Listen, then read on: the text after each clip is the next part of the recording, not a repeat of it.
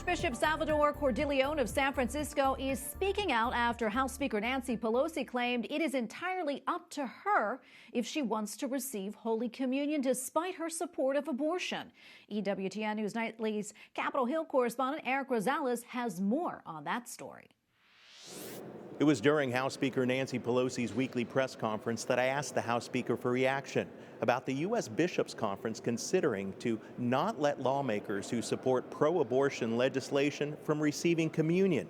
The House Speaker, who is Catholic, answered my question with a question. The U.S. Archbishops and the Bishops' Conference doesn't want to allow you to receive communion. Your reaction to that? No, I think I can use my own judgment on that, but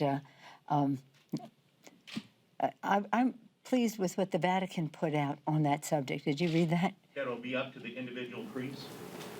No, it basically says don't be divisive. It's an answer Archbishop Salvatore Cordileone of San Francisco didn't agree with.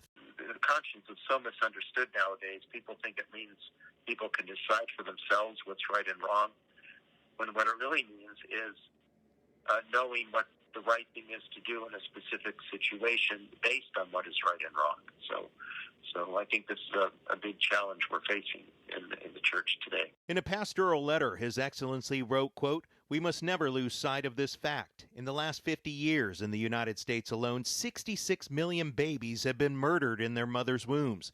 This is not a matter about which one can use judgment. It's a fact. He wasn't alone."